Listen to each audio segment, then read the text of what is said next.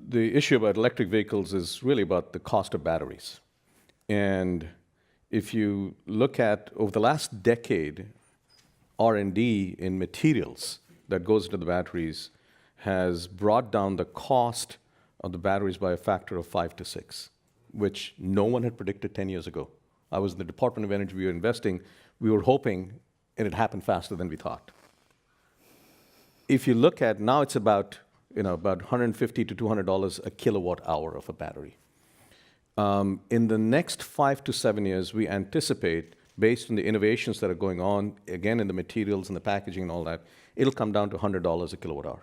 What does that mean?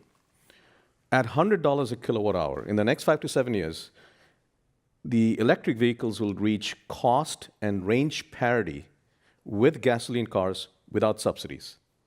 And by the way, it has less moving parts, it's low maintenance, and it's got a really good acceleration. So if you want to go 0 to 60, this is great.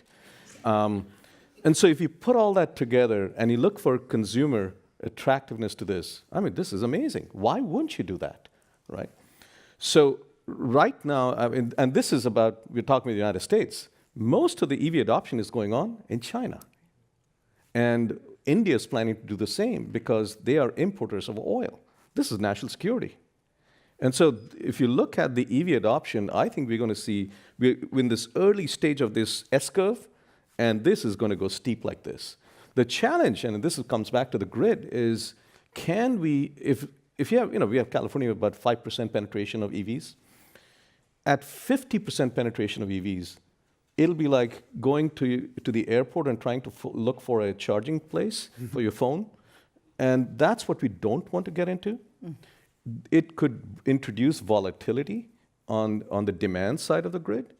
And you have volatility on the supply side as well because of renewables. And the question that we all have to kind of address, both with technology and policy, et cetera, how can we connect the two in ways that can even out the fluctuation and actually make it more stable and more affordable in the future? And that's a challenge that we all have to face.